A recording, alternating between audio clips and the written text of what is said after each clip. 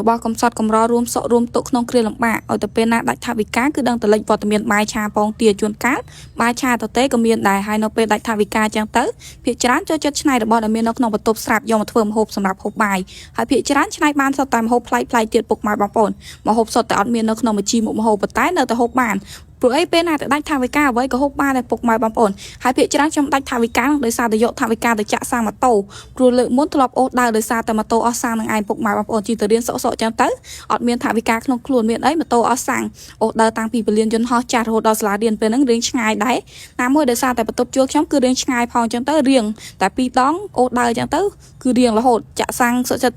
អត់មានថវិកាចាក់សាំងម៉ូតូចឹងទៅខ្លួនឯងសុខចិត្តអត់ក៏បានដែរឲ្យតែមានម៉ូតូមានសាំងជិះទៅរៀនចឹងទៅមានថវិកាឲ្យថ្លៃផ្ញើម៉ូតូចឹងទៅគឺ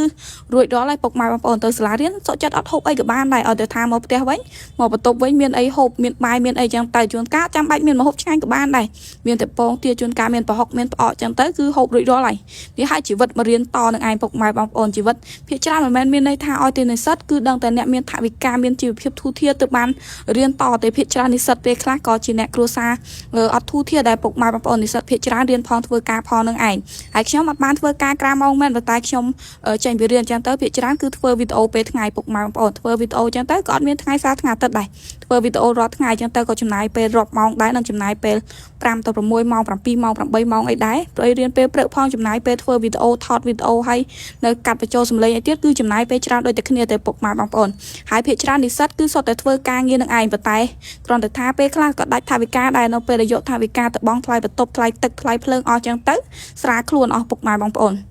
គឺថ្ងៃដែលរោងចក្របើកលុយហ្នឹងគឺថ្ងៃដែលដល់បងថ្លៃបន្ទប់នឹងឯងចឹងទៅគឺដល់ថ្ងៃដែលត្រូវស្រាខ្លួនថ្ងៃទី10ថ្ងៃបើកលុយប៉ុន្តែអត់សុបាយចិត្តវិញពុកម៉ែបងប្អូនព្រោះអីថ្ងៃដែលអស់លុយពីខ្លួនណាចឹងទៅឡើងស៊ាំឲ្យពុកម៉ែបងប្អូនព្រោះអីមករៀននៅទីនេះ8ខែហើយគឺ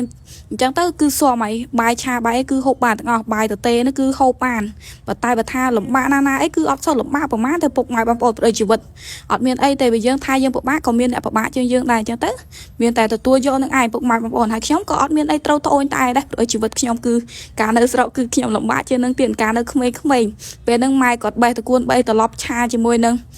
ត្រឡប់ជាមួយនឹងខ្លាញ់ចឹងទៅត្រឡប់ជាមួយប្រេងស្ដែកចឹងទៅជាលក់ជាមួយនឹងទឹកត្រីអីហ្នឹងគឺហូបបានពុកម៉ែបងប្អូនដល់ពេលនេះគឺតាមពិតភាគច្រើនបើសិនអត់បងថ្លៃបន្ទប់អត់មានចំណាយថ្លៃសាំងចំណាយថ្លៃប្រចាំថ្ងៃក៏មិនសូវអស់ថវិកាប្រមាណដែរប៉ុន្តែធ្វើមិនតែពុកម៉ែបងប្អូនមកនៅទីក្រុងគឺត្រូវតែចំណាយនឹងឯងអញ្ចឹងទៅគឺកិច្ចអត់ផុតទេព្រោះអីមិនមែននៅស្រុកស្រែយើងទេអញ្ចឹងគឺមានតែពេលខ្លះដាច់ថវិកានឹងឯងពេលខ្លះក៏មានថវិកាពេលខ្លះដាច់អញ្ចឹងទៅជីវិតឡើងស្រួមថាអត់មានដាច់ថវិកាគឺចម្លែកដែរពុកម៉ែបងប្អូនភាគច្រើនខ្ញុំដាច់រាល់ខែដែរនឹងប៉ុន្តែអត់បញ្ហាទេអត់ត្អូញត្អែទេព្រោះអីខ្លាយទៅជាទម្លាប់ហើយវីដេអូខ្ញុំថ្ងៃនេះក៏អត់មានអីច្រើនដែរនេះគឺជាវីដេអូសម្រាប់និស្សិតឆ្នាំទី1ពុកម៉ែបងប្អូនមានតែប៉ុណ្្នឹងឯងអរគុណច្រើនជម្រាបលាជួបគ្នា